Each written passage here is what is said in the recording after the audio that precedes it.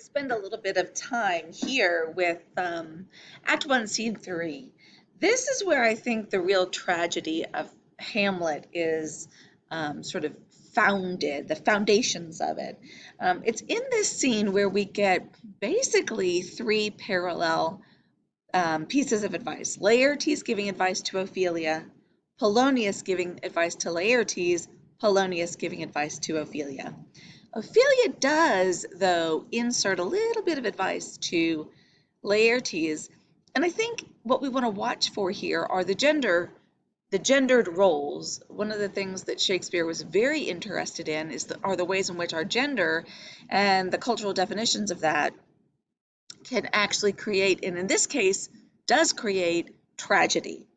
So this text, I think, as much as it is about Hamlet, it's really about Ophelia and how the lack of agency that she's given in the whole text is her tragedy, because Ophelia is in fact a strong character and she tries to assert her strength and it's crushed every time. So let's take a look at this moment, Act 1, Scene 3. So what we want to think about are the ways in which Polonius, as a father, sees these two different children, one a male and one a female, and the parameters that he offers to them, and then the way Laertes and Ophelia behave with one another. It's really worthwhile to watch this scene from a couple of different performances.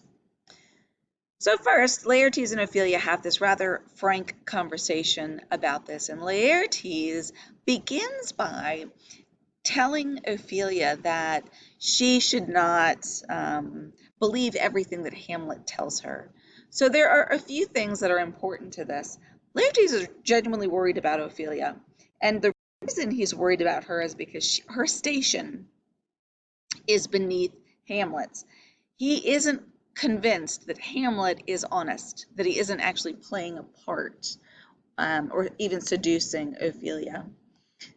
Additionally, he's worried about the role Hamlet has to play as the prince, and that even if Hamlet is being honest, he may not have the agency of choice that he imagines he does, because he has to choose someone to marry whom he feels will address his role as prince, either as a political alliance or as someone his family will permit.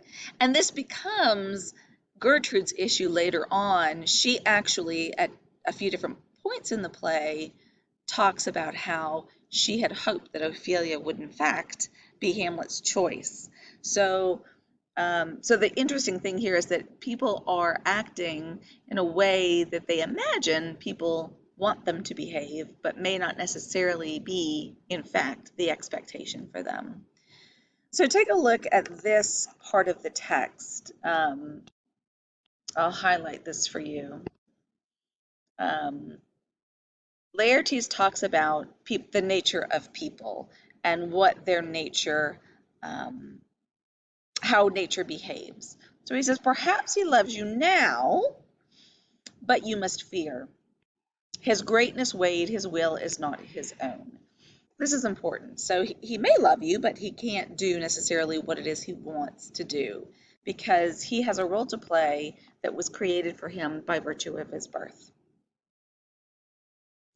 In fact, he even uses this metaphor of sort of healthy things and growing things, and compares Hamlet as a man to Hamlet's role as the head of state. So Hamlet really isn't an individual. Think about the royal family right now in England, that people don't get to do the things that they might do if they weren't part of the royal family. Their lives themselves become a matter of state. The other thing that we see here is Laertes saying, it fits your wisdom so far to believe that his love and his action only have as much scope as he can have as the prince. And so Ophelia's agency is curtailed by her gender. Hamlet's is curtailed by his role as the prince. And so what he says next is interesting. It's kind of the same thing that Polonius will say later. He talks about her honor, her chaste treasure, um, and that she can't have the same freedom that Hamlet has sexually. That even if she, and even uses this comparison, that even if the moon sees you in some unchaste way, you could be talked about and your reputation will be ruined. So not only do you have to worry about whether or not Hamlet actually loves you, or that he loves you but he can't do anything about it, you also have to worry about your reputation. But it's what Ophelia says back to him that I think is so crucial. She's listening to him, and it's a sweet conversation. Um, Laertes keeps couching what he's saying in euphemism. He doesn't want to hurt her feelings or be too harsh. And Ophelia says back to him, "Okay, okay, I'll keep the effect of this good lesson as a watchman to my heart. But, good my brother, do not, as some ungracious pastors do, show me the steep and thorny way to heaven, while, like a puffed and reckless libertine, himself the primrose path of dalliance treads, and recks not his own reed." So you should see this as very sexual, a double entendre. This reed that she's speaking of, we're supposed to see as a phallic symbol. But she's saying to him, don't tell me to be chaste while you go off to school and have all the affairs that you want. So she calls him out on it. And Laertes kind of laughs, and in comes Polonius. And Polonius, in this moment, and you can see there's a video included for you, he's a bit of a fool in this moment. He offers Laertes all sorts of advice that's really nothing but proverbial statements. So he says, be familiar but not vulgar. If you have good friends, grapple them to your heart. But don't, don't get into fights, but if you do get into a fight, make sure that you're the winner and listen to everybody, but don't ask other people for advice. So he gives them all kinds of sort of proverbial statements, one after the other, and they are all wise. However, they are not with wisdom given, and that's the characterization of Polonius, that he is unwittingly wise. He's parroting what he's heard the wise say, but he has no wisdom in and of himself. Okay, so Laertes leaves, and Ophelia is now given advice by Polonius. One of the scenes I think is really, really nicely done in the Branagh and the Kenneth Branagh film is this scene. One of the things that happens is that as Laertes gives Ophelia advice, they're in the open air, they're walking through the kingdom together. But when Polonius gives Ophelia advice, they are in the church, and he actually closes her into the sanctuary with iron gates, and then pushes her into the confessional as he's giving her this, telling her all of these things. And what he says, it's interesting. This is the only time you'll notice that Ophelia has lines in response. To Laertes, she waits until his entire speech is finished. But to her father, she actually interjects and sort of argues with him. He says, tell me the truth, what's going on between the two of you? And Ophelia says, he hath, my lord, of late made many tenders of his affections to me. So she says, he's been courting me. And he basically says, whatever, you're a baby. I can't believe you believe those things. And she says, I do not know, my lord, what I should think. The question is, how do you read Ophelia? She's just shown her strength. What is happening here? And so Polonius says, I'll teach you what to think. I don't think we should read Ophelia's line here as a line of weakness. I don't think she's saying, I do not know what I should think. I think she's saying, well, I haven't made up my mind yet. I do not know what I should think.